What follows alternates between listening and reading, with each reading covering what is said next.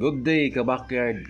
For today's vlog, ayan na naman tayo at papakita na naman natin yung ating bagong ginawang incubator. Ayan po, halos mapuno na po yung lahat ng ating nakalagay na tray. Bali po, isang tray na lang po yung ating hindi pa po nalagyan ng itlog. Ayan po. Masaya po tayo sa araw na ngayon dahil po sa nakita nating resulta na meron na pong mga sisiw yung ating nakasalang. Yung kung naalala nyo kahapon yung nasabi ko sa nakaraang vlog, ay meron na pong ma-harvest tayo na 2 tray bukas. Ito po 16 days na itlog na balot.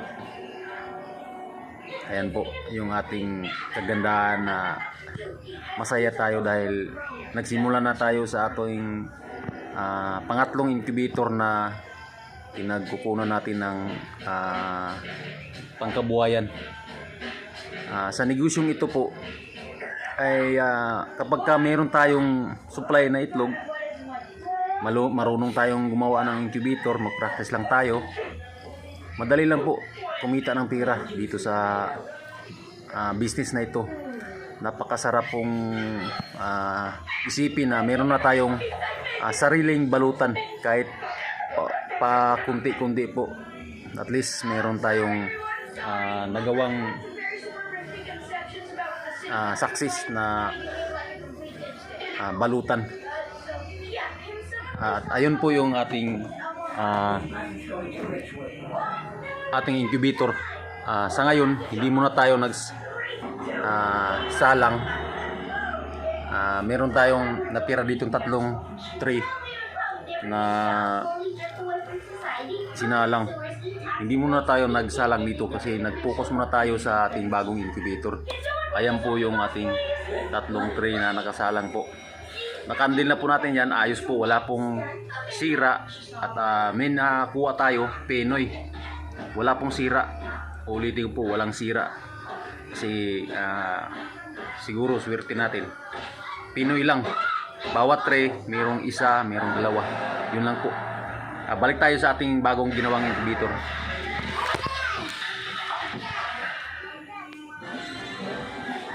Ito po yung ating bagong ginawang incubator na pwede pong salangan ng siguro mga nasa 900 plus or 1,000. Ayan po, lahat-lahat po yun, lahat-lahat po. Sa isang tray, natansya natin na pwedeng salangan ng 100 pieces po na itlog.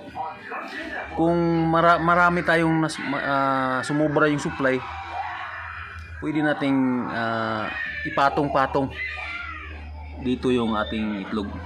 Hindi po yan puno kasi testing po lang sa ating incubator. Balang araw kapag dumami yung supply, pwede natin punuin. At kapag sumubra 100 sa bawat tray, pwede natin ipatong dito sa taas na bahagi. Ayan po, pwede pong patungan yan sa itaas na bahagi. Ayan po, yun po yung kagandahan nito. Kahit sa maliit na incubator, yung dati nating incubator, pwede pong patungan sa ibabaw. Hindi po namamatay yung ating sisiw sa loob ng itlog. Ayan po, ayan po yung ating incubator. Napakagandang resulta po. Masaya po tayo dahil nakita natin yung may mga lamang sisiw na po yung ating nakasalang. At meron pa tayong i-harvest bukas. At kung may ibablog natin, yung first buyer natin ng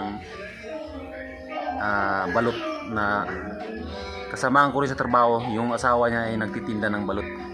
Ayan po.